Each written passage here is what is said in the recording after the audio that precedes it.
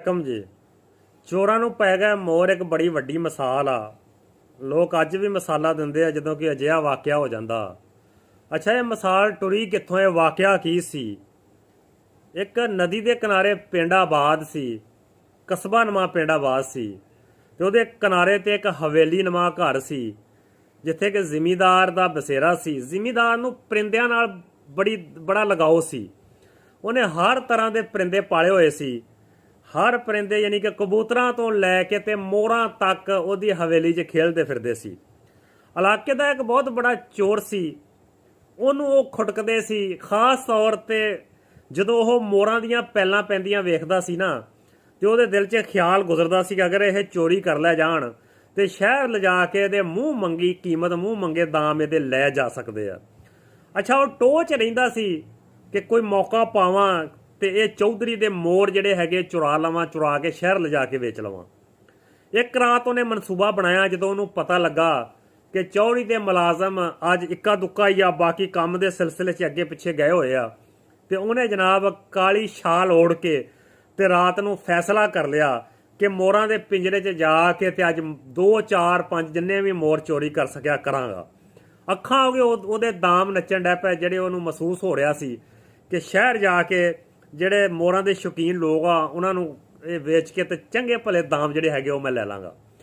ਲੋ ਜੀ, ਰਾਤ ਨੂੰ ਉਹ ਕਾਲੀ ਜਿਹੜੀ ਛਾਲ ਓੜ ਕੇ ਤੇ ਜਨਾਬ ਚੌਧਰੀ ਦੀ ਹਵੇਲੀ ਜਾ ਵੜਿਆ ਤੇ ਮੋਰਾਂ ਦੇ ਜਦੋਂ ਦਰਵਾਜ਼ੇ ਤੇ ਪਹੁੰਚਿਆ, ਉਹਨਾਂ ਦੇ ਜਨਾਬ ਜਦੋਂ ਜਾ ਕੇ ਉਹ ਇੱਕ ਮੋਰ ਨੂੰ ਹੱਥ ਹੀ ਲਾਇਆ ਵਾ ਤੇ ਕਿਆ ਅੱਲਾ ਦੀ ਕਰਨੀ ਕਿ ਸਾਰੇ ਮੋਰ ਇਕੱਠੇ ਹੋ ਗਏ ਤੇ ਉਹਨਾਂ ਨੇ ਉਸ ਤੇ ਹਮਲਾ ਕਰ ਦਿੱਤਾ। ਇੱਕ ਨੇ ਉਹਦੇ ਚੁੰਝ ਮਾਰੀ, ਦੂਸਰੇ ਨੇ ਉਹਦੇ ਪੰਜਾ ਮਾਰਿਆ।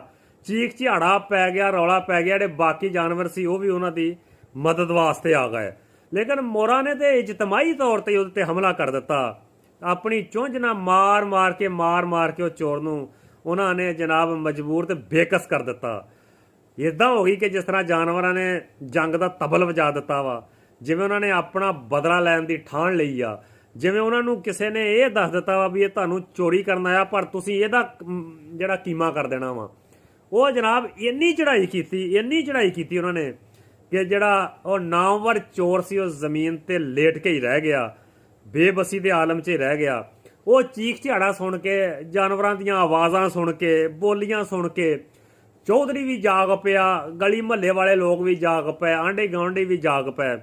ਉਹਨਾਂ ਨੇ ਜਦੋਂ ਆਣ ਕੇ ਦੇਖਿਆ ਤੇ ਚੋਰ ਜਨਾਬ ਜ਼ਮੀਨ ਤੇ ਲੇਟਿਆ ਤੇ ਚੋਰ ਉਹਦੇ ਉੱਤੇ ਰਕਸ ਕਰਨ ਡਿਆ, ਮੋਰ ਉਹਦੇ ਉੱਤੇ ਰਕਸ ਕਰਨ ਡਿਆ, ਕੋਈ ਪੰਜਾ ਮਾਰਨ ਡਿਆ, ਕੋਈ ਚੁੰਝ ਮਾਰਨ ਡਿਆ। ਉਹਦੇ ਜਨਾਬ ਪੈਰਾਂ ਤੋਂ ਲੈ ਕੇ ਤੇ ਮੂੰਹ ਤੱਕ ਪੂਰਾ ਜਿਸਮ ਦਾ ਜ਼ਖਮੀ ਕੀਤਾ ਪਿਆ ਵਾ। ਤੇ ਉਹ ਜਨਾਬ ਉੱਚੀ ਉੱਚੀ ਰੌਲਾ ਹੀ ਪਾ ਰਿਹਾ ਕਿ ਚੋਰਾਂ ਨੂੰ ਪੈ ਗਿਆ ਮੋਰ, ਚੋਰਾਂ ਨੂੰ ਪੈ ਗਿਆ ਮੋਰ। ਇੰਨਾ ਉਹਨਾਂ ਨੇ ਮਾਰਿਆ, ਯਕੀਨ ਕਰੋ ਕਿ ਚੌਧਰੀ ਨੇ ਆ ਕੇ ਮੋਰਾਂ ਦੇ ਥੱਲਿਓਂ ਉਸ ਚੋਰ ਨੂੰ ਕੱਢਿਆ। ਉਹ ਮੇਰੇ ਦੇਸ਼ ਦੇ ਵਾਸੀਓ, ਜਦੋਂ ਕੁਦਰਤ ਇੰਤਕਾਮ ਲੈਂਦੀ ਆ ਉਦੋਂ ਇੰਜ ਵੀ ਹੋ ਜਾਂਦਾ ਵਾ, ਚੋਰਾਂ ਨੂੰ ਮੋਰ ਵੀ ਪੈ ਜਾਂਦੇ ਆ। ਉਹ ਦਿਨ ਤੋਂ ਲੈ ਕੇ ਅੱਜ ਤੱਕ ਮਿਸਾਲ ਹੀ ਮਸ਼ਹੂਰ ਹੋ ਗਈ, ਮਿਸਲ ਹੀ ਮਸ਼ਹੂਰ ਹੋ ਗਈ ਕਿ ਚੋਰਾਂ ਨੂੰ ਪੈ ਗਿਆ ਮੋਰ। ਇੰਜ ਵੀ ਕਦੀ ਕਦੀ ਹੋ ਜਾਂਦਾ ਵਾ। ਹਰ ਸ਼ੈ ਕੁਦਰਤ ਦੇ ਹੱਥ 'ਚ ਆ। ਕੋਈ ਵੀ ਇਨਸਾਨ ਇੰਨਾ ਪਾਵਰਫੁਲ ਤੇ ਇੰਨਾ ਤਾਕਤਵਰ ਨਹੀਂ ਹੈਗਾ ਕਿ ਉਹ ਕੁਦਰਤ ਨਾਲ ਟਕਰਾ ਸਕੇ। ਯਕੀਨ ਕਰੋ, ਕੁਦਰਤ ਨਾਲ ਟਕਰਾਉਣ ਵਾਲੇ ਲੋਕ ਰੇਜ਼ਾ ਹੋ ਜਾਂਦੇ ਆ। ਉਹਨਾਂ ਦੀ ਆਪਣੀ ਪਹਿਚਾਣ ਵੀ ਮੁੱਕ ਜਾਂਦੀ ਆ।